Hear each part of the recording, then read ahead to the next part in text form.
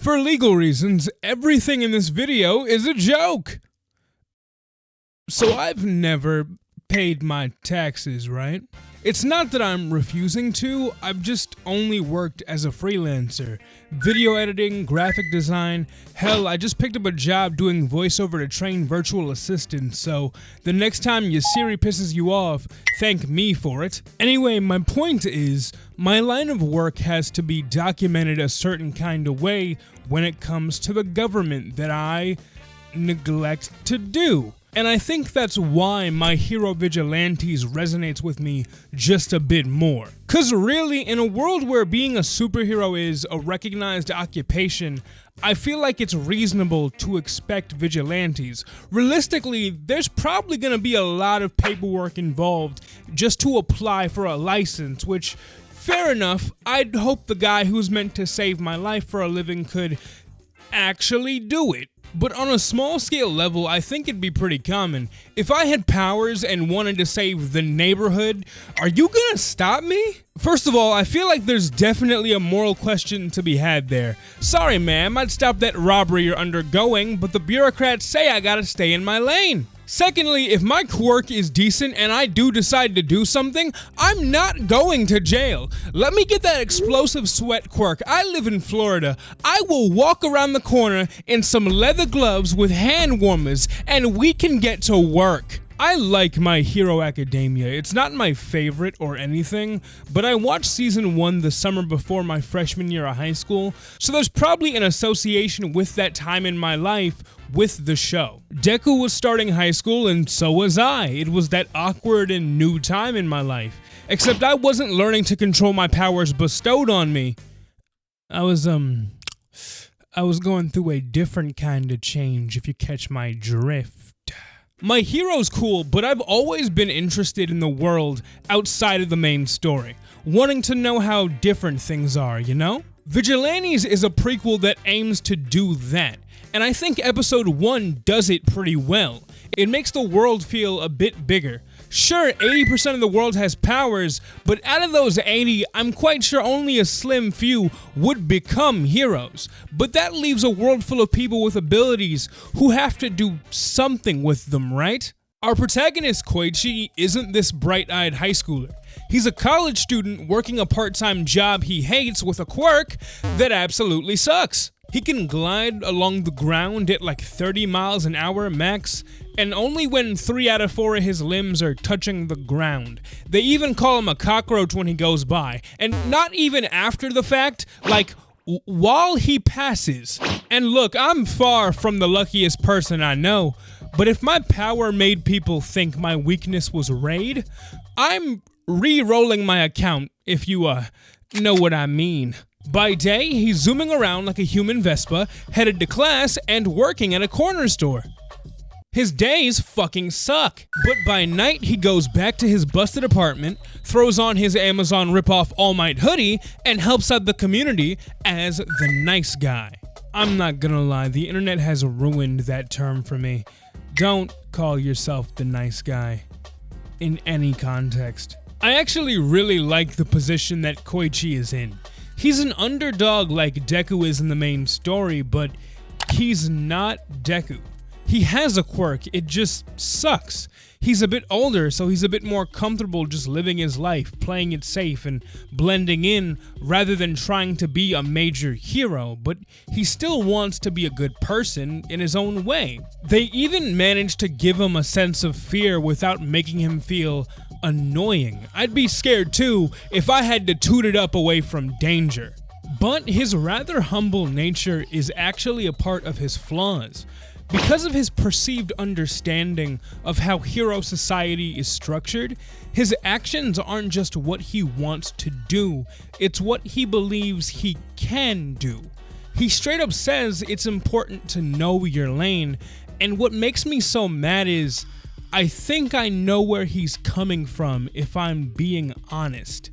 When it came to a lot of stuff in my life for a really long time, my mentality was out of sight, out of mind. It's not that I didn't care or didn't want more for myself, but sometimes it seemed that to get what I wanted, others, even if only for a second, had to be inconvenienced. So because I didn't want to be the reason for a problem, I stood aside and struggled for a long time. If you're happy with the small stuff, cool. But if there's a part of you that wants something more, don't be afraid to try. And if there are people whose benefit depends on your suffering and would disparage you for wanting it to end, it's not worth it. Trust me, I know. So go after what you need to bring yourself happiness. Unless it ends in you getting jumped by bootleg Wolverine. You can chill in that situation, I'm not gonna lie to you. Another character we get introduced to is Popstep, and I really like the idea behind her too. She's a freelance performer, so someone who might also lack certain credentials that would make her seem legit, if you get what I mean. We don't know much about her from episode 1, but from one creator to another, I fuck with it. She's got her dedicated fan base and she's working with what she's got. Good for her. I actually feel like she's a more realized version of Koichi in a way. Let me explain. Like Koichi, Popstep pursues a smaller scale version of what could be a career on a mass scale. But unlike him, she's willing to take risks to increase her reach. She's not trying to save the world, but she does want to leave an impact. It feels like a reminder that the only way to stand out is by accepting that you have to do things differently. She's an icon. I love you, girl. One thing I will say, as soon as I saw these three great value goons causing trouble out of boredom, and then I noticed Popstep, a young female character, I knew what was coming. I hate this trope. Why can't y'all just rob her like normal criminals, man? These three were causing trouble all episode, and to be fair, if my superpower was getting stuck as a lizard, I might just scurry my scaly ass to the streets too. I don't even know how you live a normal life at that point. Where do you work, Walmart? These two have no excuse though. This one looks like he bench presses Honda Civics, and the other one is literally a Wolverine ripoff who I'm gonna call Honey Badger. You're telling me hero work wouldn't be easy for y'all? Don't get me wrong, I'm sure it's still hard, but I'm not saying you gotta be good at it. You don't gotta be the most famous hero in the world. You could collect a solid check every 2 weeks though. And I know I said earlier that Koichi being a little fearful wasn't that bad, but I almost backhanded my monitor. Popstep is getting assaulted, and he's gonna whisper in the background? He got one nasty look and nearly bounced. What's good with you, dog?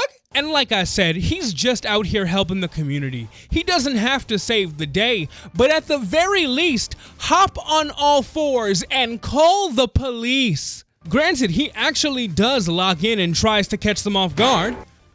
He tries to catch them off guard. Honey Badger's like, we're about to fuck you up, the store you work at up, and we're leaking this defenseless woman's pictures online. Why? Cause I'm just that fucking evil.